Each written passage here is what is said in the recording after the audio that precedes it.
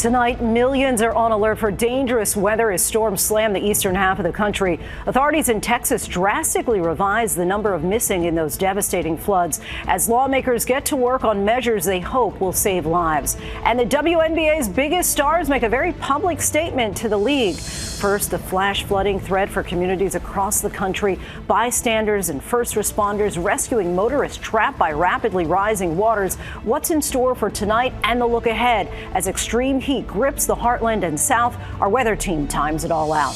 A close call between a Delta regional passenger jet and a B-52 bomber. The B-52 with its location off, the Delta pilot maneuvering at the last minute to avoid colliding with the bomber, later apologizing to passengers. What we're learning now. And the growing bipartisan calls for the release of all government files on convicted sex offender Jeffrey Epstein as the controversy intensifies, and why President Trump is telling lawmakers to stay in town for their August vacation. The search ends for a missing 9-year-old girl in a popular upstate New York tourist area. The details just coming in. Israel expands its evacuation orders in the Gaza Strip amid more violence as dozens more Palestinians are killed while trying to reach food aid centers. A threat for Washington State's salmon population after a fuel tanker crash and massive spill. The WNBA's biggest names make a statement during the All-Star weekend amid contentious contract negotiations, what the league is saying, and the record-breaking game that included the new 4-point shot. And America Strong tonight, the team of volunteers that work tirelessly to save the summer for some very special campers. From ABC News World Headquarters in New York, this is World News Tonight. Good evening, everyone. Thanks so much for joining us on this Sunday. I'm Linsey Davis. As we come on the air tonight, more than 36 million Americans are under the threat of severe storms for parts of the Midwest and Northeast. This passenger and driver were trapped in a car and had to be rescued after heavy rain triggered flash flooding in parts of the Washington, D.C. metro area overnight. The downpour made some roads nearly impassable while others were completely shut down. In the heartland, residents of Ames, Iowa woke up to these sirens warning of a possible tornado and heavy rain battering parts of central Indiana. We're also tracking dangerous heat for much of the heartland and south this week. Our weather team is standing by with the forecast, but first, Morgan Norwood leads us off. Tonight, millions in the Northeast and Midwest bracing for another round of dangerous storms after a flash flood emergency shut down parts of the Washington, D.C. metro area Saturday. Get out the car! We came, the doors is locked. Watch as bystanders race to help people trapped inside this SUV in Montgomery County, Maryland, helping the passenger out of the backseat window, quickly carrying her to safety. First responders arriving moments later, the fire engine's wake causing the vehicle to bob in the water. Rescuers carefully guiding the driver out of the vehicle into dry land. As the rain kept falling, meteorologists urging families to get to higher ground. So this is something that you do need to take very seriously if you are in this area. Officials say they made dozens of water rescues in the area. We had a heck of a storm roll through Montgomery County, particularly down county area. In fact, we believe that water rose about 10 feet in 30 minutes at one point in time. In the Midwest this weekend, tornado sirens sounding in Ames, Iowa. And outside Chicago, relentless rain soaking Highland, Indiana.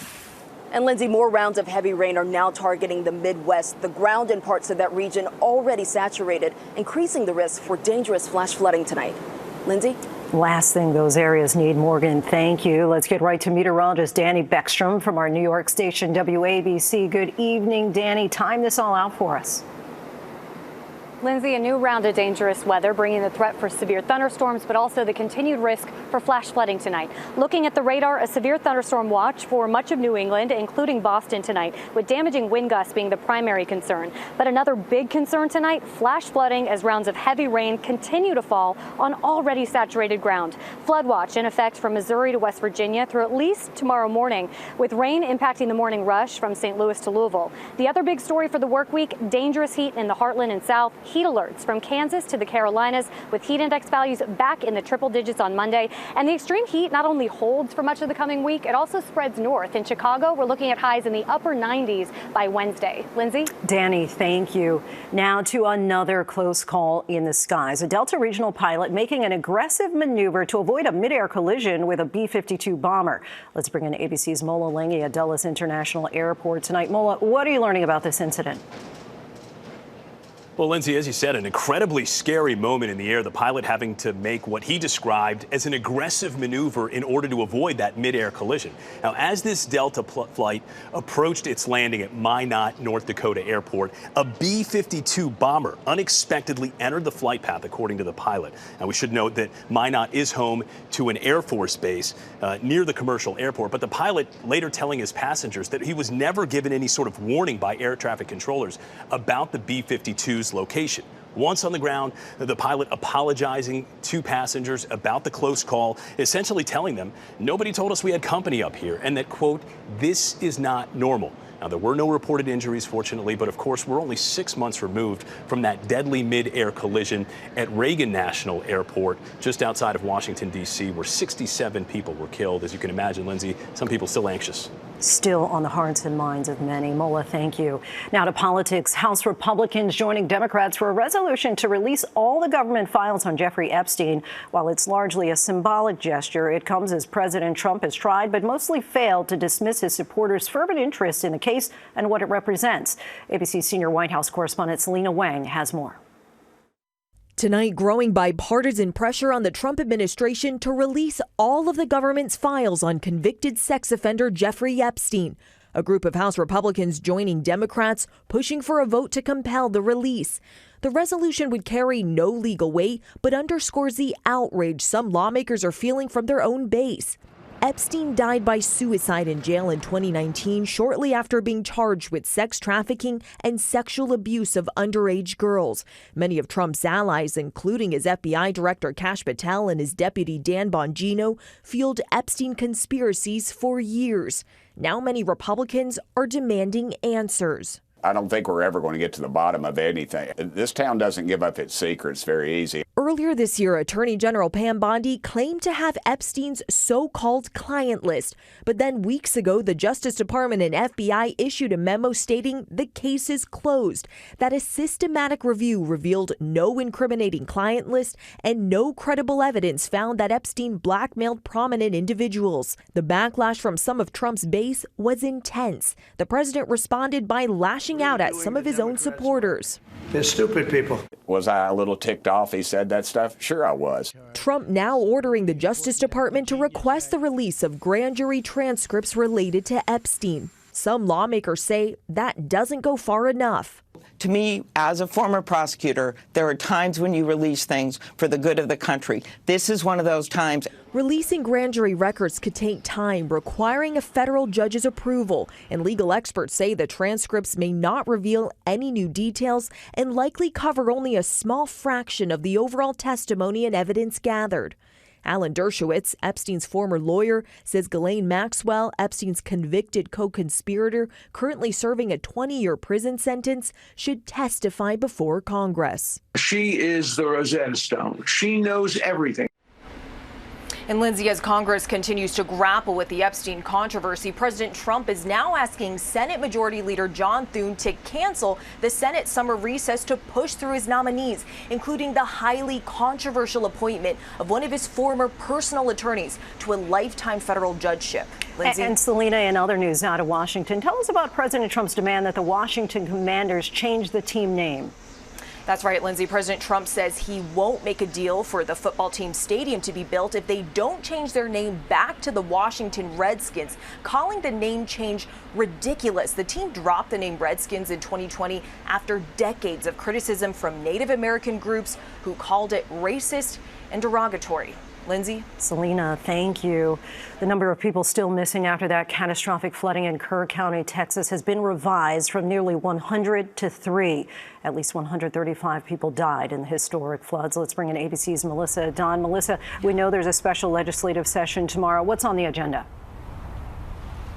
Yes, Lindsay. So we have learned that that number of missing people has dropped dramatically. And what we're expecting to hear from that special session is critical, right? Because from hard-hit county of Kerr County, that is where the number of people believed to be missing has dropped from nearly 100 to 3. That's a major difference. Overall in Texas, 7 people are still reported missing from these historic floods. And at least 135 people, including those children, have died from this 4th of July weekend tragedy. Now, many Texans are calling into question the response and lack of emergency warnings from local and federal officials. So tomorrow, Texas Governor Greg Abbott is holding that special session to discuss flood warning systems, communications, and infrastructure in the region, as well as those critical relief funds that they desperately need for those devastated areas. Of course, all of this as more than 1,000 search and recovery crews remain on the ground. Lindsay. Melissa, thank you. Next tonight, the urgent search for a missing 9-year-old ends in tragedy. Police discovered her body in upstate New York. The new details coming in tonight and why police are now saying she may not have been abducted at all. Here's ABC's Rena Roy. Tonight, a tragic end to the search for a 9-year-old girl. Investigators finding her body in upstate New York. Melina Fradilin was first reported missing by her father, Luciano Fradilin, Saturday night just before 10 p.m. in Lake George, New York, a popular summer destination in the Adirondacks. Both are residents of Canada. Police issuing an Amber Alert asking the public for help. The 9-year-old daughter was possibly abducted in a white van, went south on the interstate. But in a bizarre twist, authorities are now saying there's no indication of an abduction. Police saying as the case progressed, law enforcement identified inconsistencies in the father's account of events and the timeline he provided. After a multi-agency search that included New York State Police, canine and aviation units, Melina was located deceased in the town of Ticonderoga. Now, police say the investigation is ongoing, but that there is no threat to the public. Lindsay. Rena, thank you. Overseas now to Israel, issuing new evacuation orders in Gaza. Dozens of Palestinians were killed by Israeli fire as they waited for food in northern Gaza. But the IDF maintains there was an imminent threat. And we want to warn you, some of these images are graphic. Here's ABC's Patrick Reevell. Tonight, hospitals flooded with dozens of Palestinians after Israeli troops opened fire near a crowd trying to collect food. Nearly 70 killed and more than 150 wounded, according to the Hamas-run health ministry. The bloodshed happening as thousands were desperately seeking flour in northern Gaza. This man says, "We raised our hands like this, signaling we were peaceful. Then they started firing at us." The IDF questioning the casualty figures, saying they fired to remove a, quote, immediate threat. With no end to the war in sight, most days now dozens of Palestinians are reported killed as they try to get food. Israel tonight saying it will now expand its ground operation into a new area of central Gaza, ordering tens of thousands to move again. People today praying with the Patriarch of Jerusalem, Cardinal Pizzaballa, leading Sunday Mass in Gaza's only Catholic church. The Cardinal granted a rare visit after Israeli tank fire hit the church earlier this week. The UN's World Food Programme is warning tonight that 90,000 women and children are now in urgent need of treatment for malnutrition, once again calling on Israel to let in more aid. Lindsay. Patrick, thank you. Next tonight, mourning and grief in Vietnam after a deadly tour boat accident. Dozens are dead after the boat capsized during stormy weather. The search for the missing and what a survivor is saying tonight about the harrowing ordeal. Here's ABC's Britt Clennett.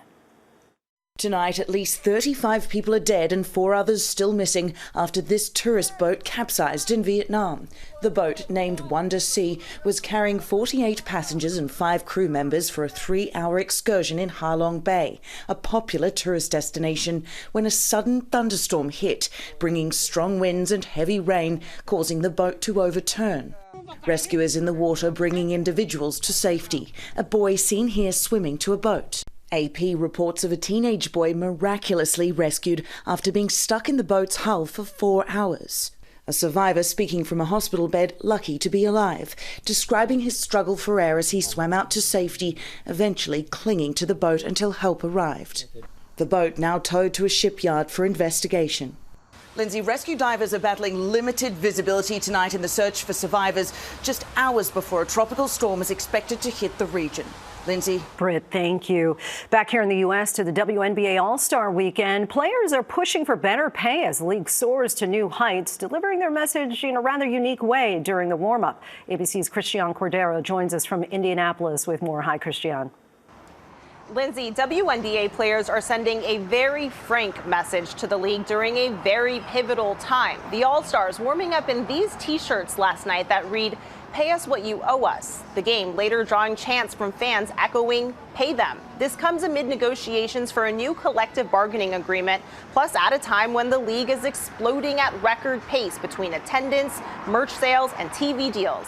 And the expansion is expected to continue with 5 new teams entering the WNBA in as many years. Commissioner Kathy Engelbert describes the CBA meeting so far as candid and constructive, calling the overall growth a transformational investment in the future of women's sports. That was on full display here in Indianapolis. A sold-out crowd of 17,000 packed the arena for last night's game, a history-making game. The 151-131 score, a new WNBA All-Star record. Linsey, the WNBA regular season picks back up in 2 days. Linsey? Lots of enthusiasm there. Christian, thank you. There's still much more ahead on World News Tonight this Sunday. Those popular lettuce wraps are back, but with a catch, the shortage they created for this fast food giant. And why Washington State's governor is calling this accident devastating for a sensitive ecosystem. Next tonight, an urgent investigation is underway in the Houston area. Authorities are trying to determine if the suspect in this surveillance video may have had similar encounters with other women. They say that he held the woman in the video in his home for nearly a week without food and water. Authorities arrested the suspect after a tip from a neighbor. Crews in Washington State are working to contain a fuel spill in the environmentally sensitive Olympic Peninsula. Authorities say thousands of gallons of gasoline and diesel were leaked when a tanker truck crashed on Friday. The fuel seeped into a tributary of a river that was recently restored for salmon runs. The state's governor is calling the accident devastating. When we come back, the new British Open champ and his frank comments about the tour. To the index now, McDonald's popular snack wraps are back, but there's so much of a hit that they caused a lettuce shortage for the fast food giant. According to the Wall Street Journal, McDonald's told some franchises to hold off on adding shredded lettuce to other sandwiches in order to preserve the supply. The company says the shortages have now been resolved. Golfer Scottie Scheffler is celebrating tonight. The world #1 dominated the British Open. Fellow golfer Rory McIlroy called Scheffler's win inevitable after Scheffler built a 4-stroke lead going into the final round. But ahead of the tournament, the American said celebrating wins is not fulfilling because he says the nature of the sport means that he simply has to move on to the next competition. When we come back, in the aftermath of the deadly Texas floods, the special volunteers who came together to rebuild a beloved camp. Finally tonight, America strong. When the Texas floods nearly destroyed a beloved camp, an army of volunteers got to work. 2 weeks ago, this was a disaster zone. Floodwaters from the Guadalupe River swallowed everything in their path, including the grounds of this beloved summer camp in central Texas for children with special needs. Fortunately, at the time, Camp was in between sessions when the storm hit, but it left behind a trail of destruction and uncertainty. Camp directors were concerned there was too much damage to reopen this season. They reached out to fellow Texan Cord Scheffler, who has a well-known history for helping communities when disaster strikes. He then put out a call on Facebook for help. An army of volunteers heeded that call, providing money, manpower, and machines. In just 4 days, more than 1,000 volunteers from across the country cleaned, repaired, and restored what the floodwaters tried to erase. So many wonderful people came. Someone had driven down from Minnesota. We had a guy drive his team of people in from Georgia. After all, many regard this place as more than a camp, but a lifeline. And today, Camp welcomed 115 new campers, all with special needs, many experiencing camp for the very first time. Tonight, proof that when a community comes together, even floodwater cannot drown hope. A remarkable recovery and a summer these campers will never forget. Thank you. Thank you. all the more meaningful. Thanks so much for watching. David Muir right back here tomorrow night. I'm Linsey Davis in New York. I'll see you tomorrow morning on Good Morning America. Until then, have a great night. David Muir, the most watched newscast in America. And now, ABC's World News Tonight has won the Emmy for Best Live News Program for the third year in a row.